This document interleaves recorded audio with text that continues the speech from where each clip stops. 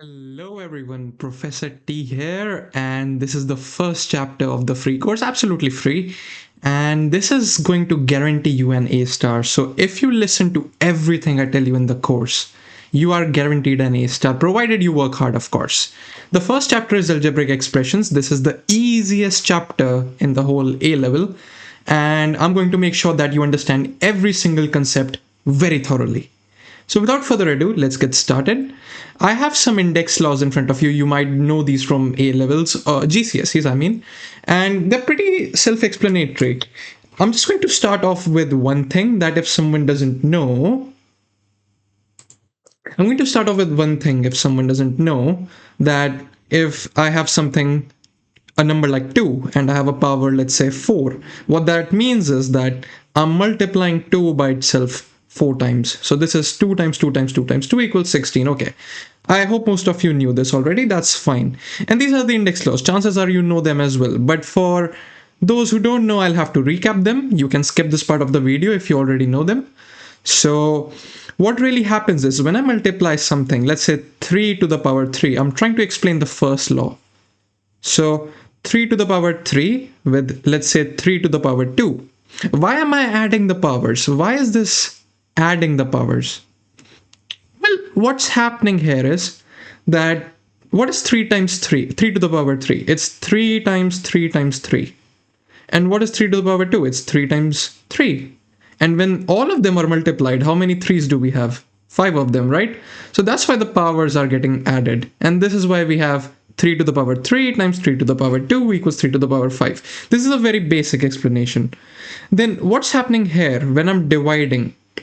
Now imagine if instead of multiplying I had a division side here. So I'm going to erase the multiplication sign and I'm going to bring the division sign.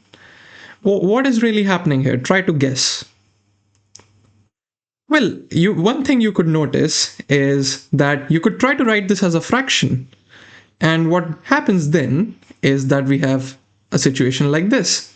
And the 3's cancel out and you're only left with 3 to the power 1, which is equal to 3. And this is equivalent to subtracting m minus n, isn't it? So you had 3 to the power 3, you subtracted 2 from it, and you are left with 3 to the power 1 here. So that's right. Okay, let's move on to the third law, which is this one. So am brackets to the power n equals amn. What's going on here? What's going on here? So this is essentially saying if I had something like, I don't know, let's pick a number like 5. And let's say I have 5 to the power 2. And what I'm trying to do is I'm trying to take this number itself. This is 25, by the way. 5 to the power 2 is 25. And let's say I'm putting 3 here. So what am I doing in a very basic sense? I'm multiplying 5 to the power 2 by itself 3 times. Because you can think of 5 to the power 2 as one single number, and then you have the power of 3. So we have 5 to the power 2, 5 to the power 2, 5 to the power 2. And now we can use the first law again, which is this one. And we see that this is essentially 5 to the power 4 because the powers get added. And then this is 5. So now 5 to the power 4 multiplied by, I'm going to get rid of that, just 5 to the power 2. And we get 5 to the power 6. And that's your answer.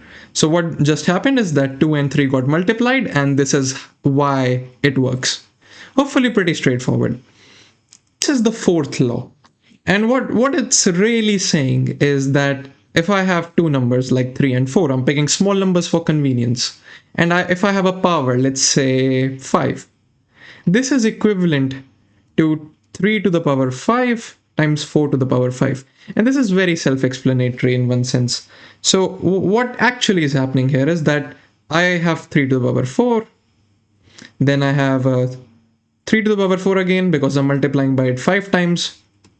So you have 3 to the power 4 again. And these in total are 5 batches of that. How many 3's will we have in there? We'll have 5 3's, right? So you get in 3 to the power 5 term, and then you'll have 4 5's. So you also get 4 to the power 5 term. And this is very, very simple, very intuitive. So these are your index laws. Now, in the spirit of the chapter, let's look at some harder examples. I'll start with this one. So this is the first situation that we have, x to the power 7 plus x to the power 4 over x cubed. How could we do this? Well, there is no law for plus, is there? As you can see. So what that means is we might have to split the fractions. I can write this as x to the power 7 over x cubed plus x to the power 4 over x cubed. And what really is going on here? Now that I have division, I can use my second law. And what would I have to do? This term will become x to the power 4. So I'm going to put an equal sign plus x to the power 1. That's it. And there's literally more. There's nothing more I can do. That's the solution. Now let's consider the second example, similar to the first one, but again, we'll have to split the terms out. So what will this become? I'll write it here. So it will be 20x7 over 5x2 plus 15x3 over 5x2. Yeah, sometimes I interchange square with, like, I just say 2 and 3. So you know what I mean, right? So I'll cancel this out. 1 will become here, 4 will come here, and the powers will become x5. So I have 4x5 from here. And what do I have from here? I have 3x from here. Hopefully you can see where that's coming from. Division involves subtracting the powers. And I obviously have a plus sign here. So that's my solution. This is the full solution. The next part is expanding the brackets, and this is pretty simple as well. I'll take a very quick example. Something like x plus 5 times, let's say, 4x minus 2y plus 3. And I want to know what this is equivalent to. So how would I do this? Some of you already know this, and I know, but it's just formally we have to go through this because it's part of the curriculum. So what I'm going to do is I'm going to multiply each term by every subsequent term in the other bracket, and then I'm going to add them together. So this is what I'm going to do. Each term gets multiplied by every other term. So let's start with this one. X times 4x is 4x squared. Then x times negative 2y is negative 2xy. X times 3 is just 3x. 5 times 4x is 20x. And negative 10y and 15. So you can see what I've done. I've multiplied each term by the counterpart from the other bracket. All the terms get multiplied like this, and then we can just clean it up a little bit. So this will be 4x squared minus 2xy. The x terms can get added, so I can say 23x, and there's a plus sign here, of course, minus 10y plus 15. And that's it. Literally, that's how you expand brackets. Each term gets multiplied by other terms from the bracket. So that's literally what it is. The next part is factorization, and this is actually the opposite of expanding the brackets. What do I mean by that? So let's say I have a term or an expression like 4x cubed plus 4x squared. I know just by looking at this expression that this came as a product of two expressions, and you'll see what I mean. What I'm going to do is I'm going to look at all the common terms within these two elements of the expression. So I know 4 is common amongst both of them, and I know x squared is common amongst both of them because x cubed is x squared times x. So x cubed is just x squared times x, right? So I'm going to look at x squared, and that's x, that's a multiplication sign. So what I'm going to do is I'm going to try to factor out 4x squared, and you'll see what I mean. If I say that I can divide both the terms by 4x squared, I get something like x plus 1. Why is that correct? You can try to expand the brackets. 4x squared times x will give you the first term, which is 4x cubed. 4x squared times 1 will give you the second term, which is 4x squared. So these expressions are equivalent. So this is basically going the opposite route as expanding the brackets. Sometimes expressions can be slightly more harder. Let's look at one. Let's try this one. 9x squared y plus 15xy squared is what? In terms of factorization. Now again, I know 9 and 15 are not the same, but both of them are multiples of 3. So that means I can actually divide the expression by 3 if I wanted to. Okay, what else is common? I see both of the terms have a y and both of the terms have an x. right? So can I try to take a factor of 3x and y? Is this something I could do? I know 9x squared y is divisible by 3xy. 15xy squared is divisible by 3xy. So the whole expression is divisible by 3x5. And what I'll get is something like 3x plus 5y. That's what I'll get. And I can check that by expanding the brackets, because this will give me 9x squared y.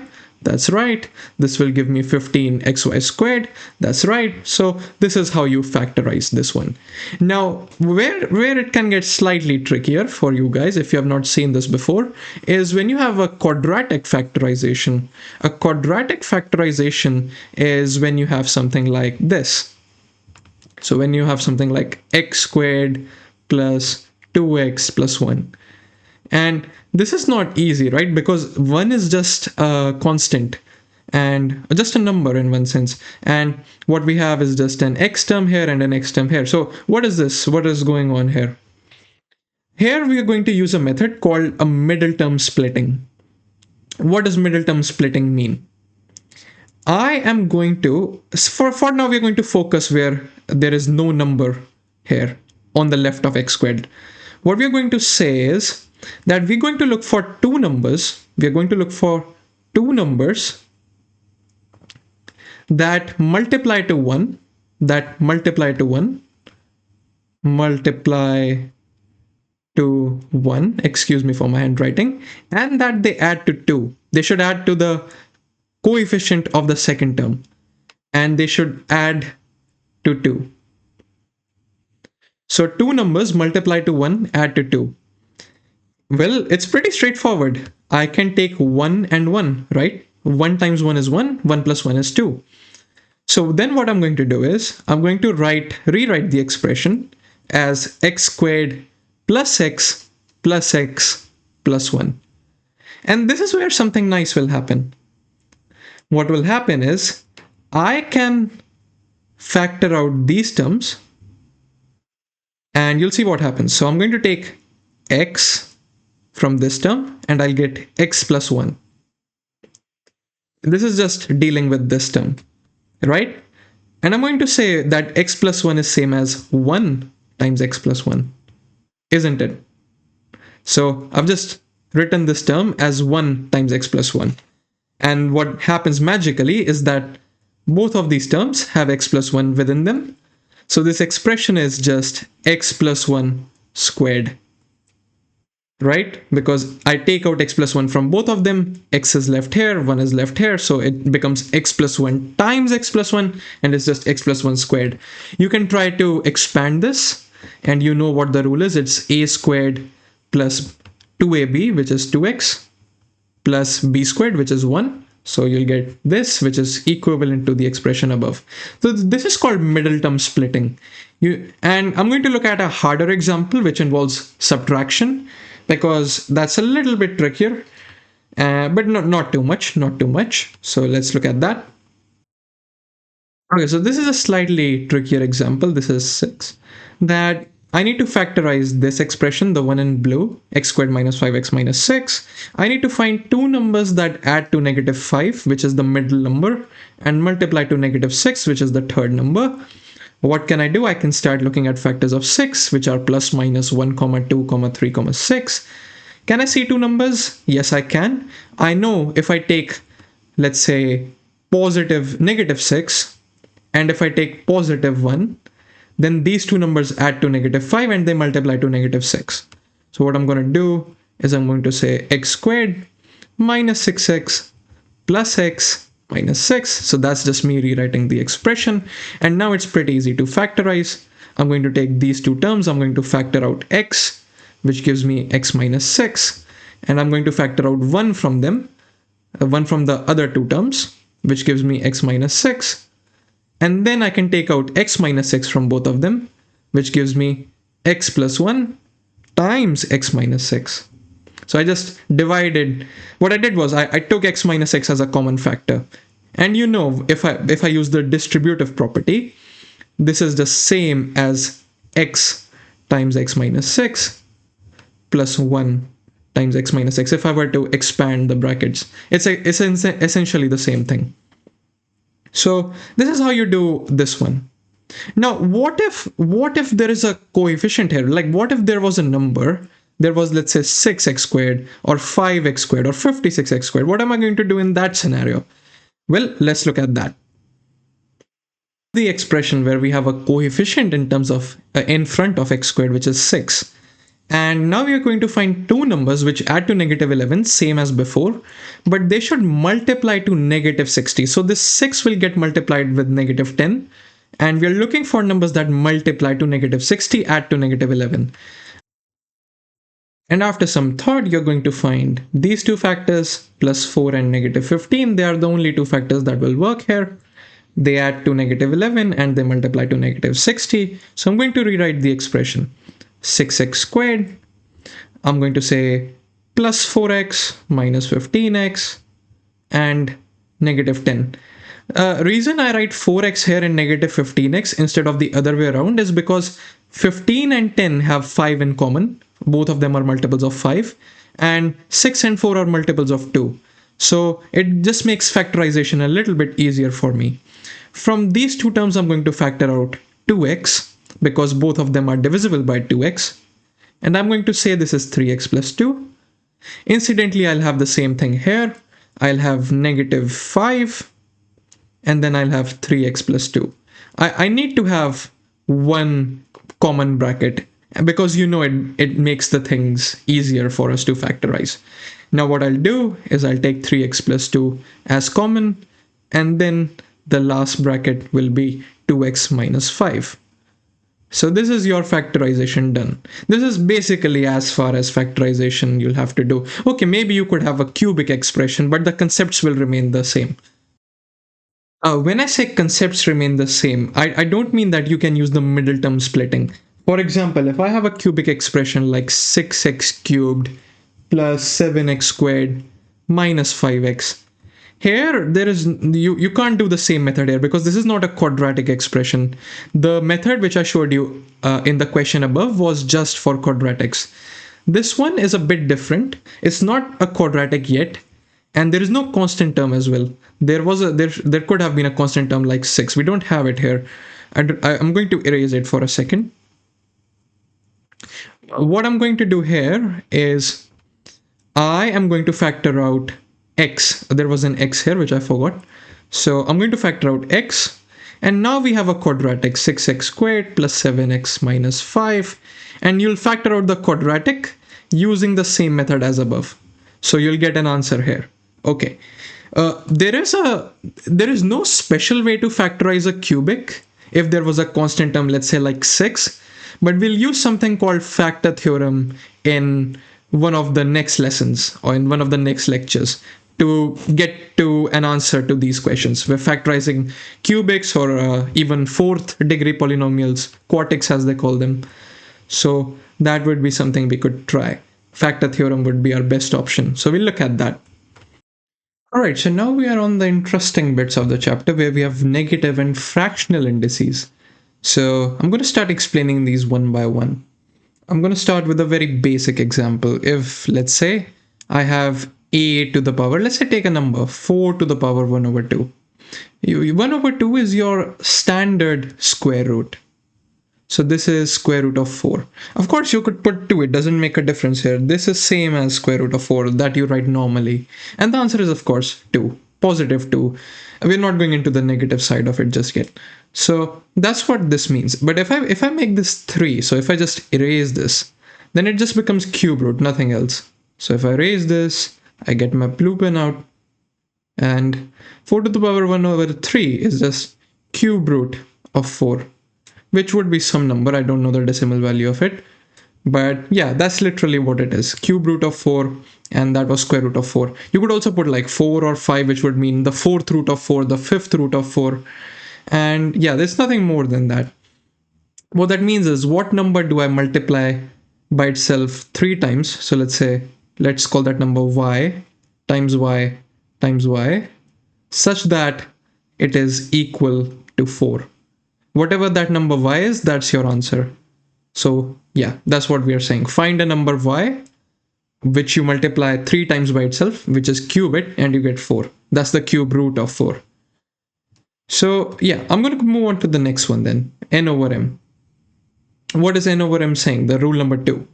It is saying that, fine, let's say we had our whole thing. Let's try, let's say 6 to the power 3 over 5. Let's ask us what's happening here.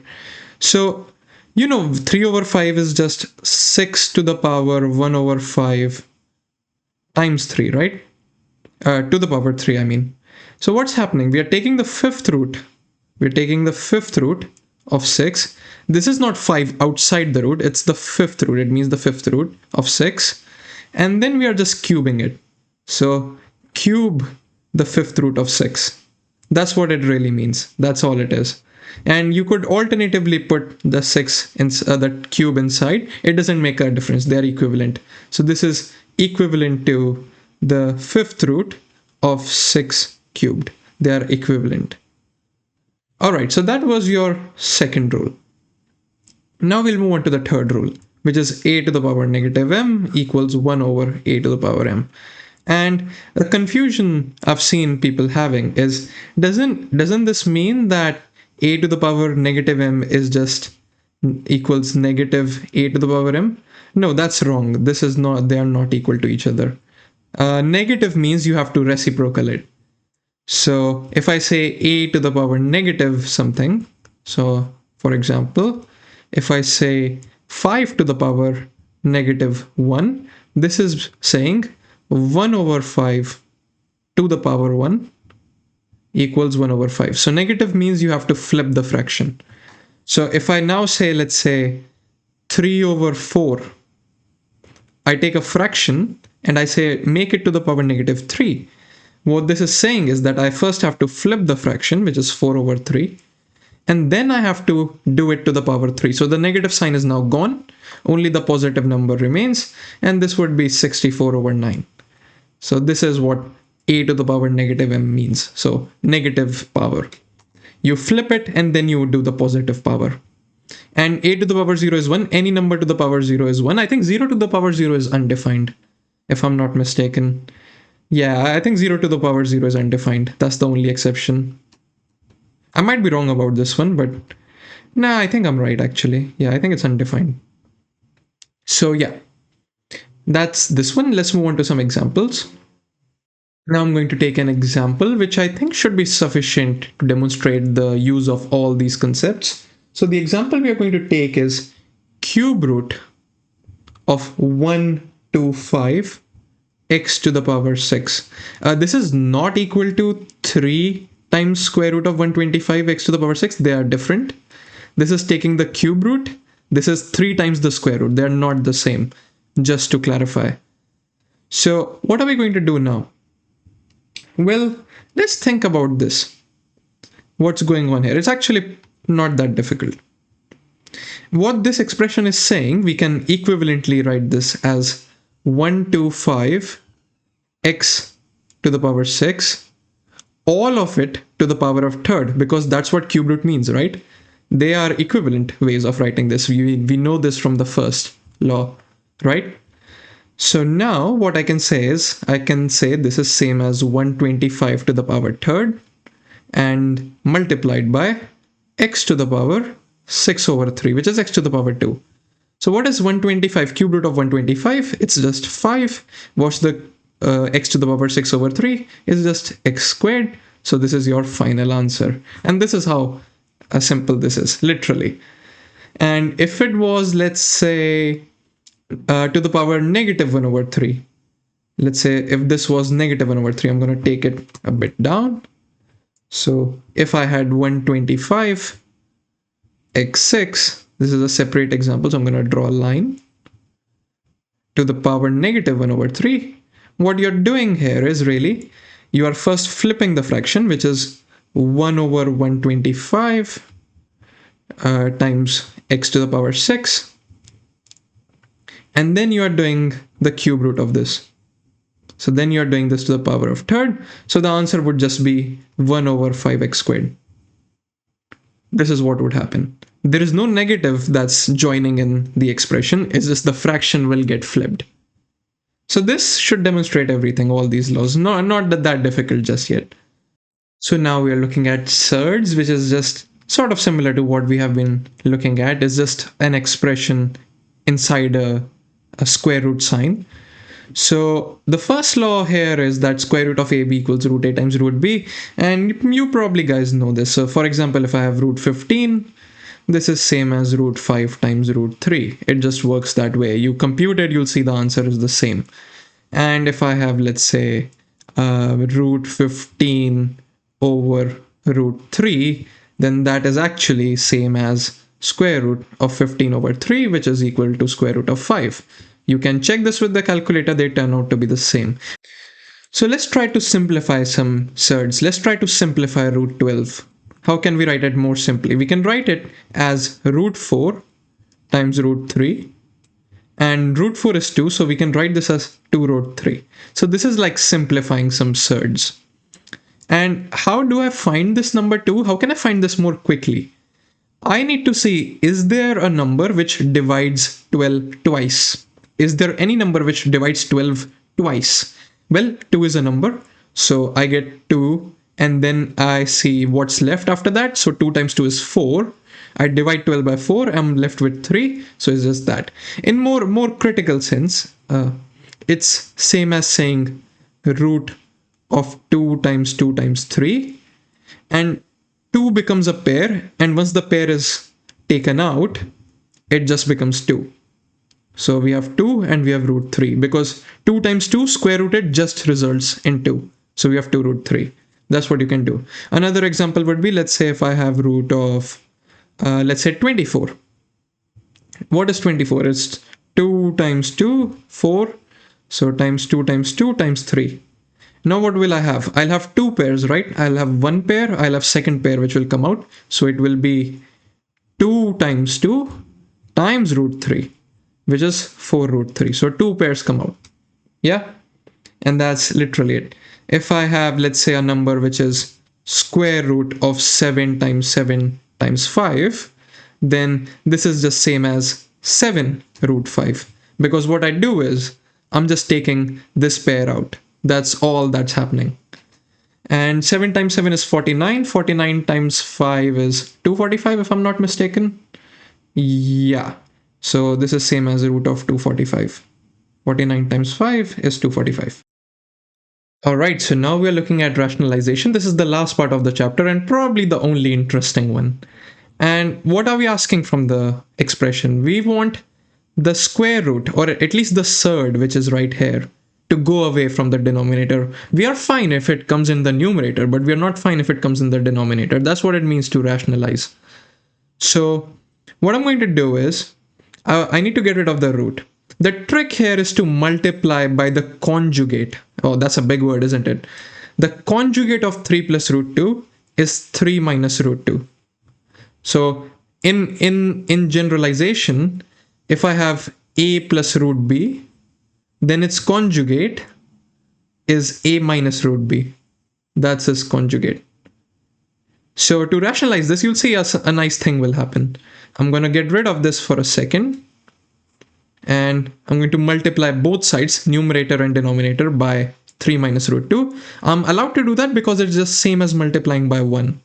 So 3 minus root 2 and 3 plus root 2 times 3 minus root 2. I should put them in brackets. And I draw a line here. So this is just same as multiplying by 1, right? Because they can always cancel out 3 minus root 2 on the top and bottom. And what I get now is something like 3 minus root 2. I just expand on the top. And if you notice in the denominator, I have the form a plus b times a minus b. This is of this form, a plus b times a minus b. And what is this? This is just a squared minus b squared. So what will this become? This will be 3 squared minus root 2 squared, which is just 2. And we'll have the answer as 3 minus root 2 all over 7. So this is our second expression. We need to rationalize this. How do we do that? Well, we have to multiply by the conjugate of the denominator. Let me get the green pen out. So conjugate of the denominator, this would be root 5 plus root 2. You change the sign. So what I do, I'll go down. So I'll say this is equal to root 5 plus root 2 times itself, root 5 plus root 2. That's the conjugate of the denominator. And on the new denominator, we'll have root 5 minus root 2 times root 5 plus root 2. Yeah. And then I go further down. What is this simplifying to?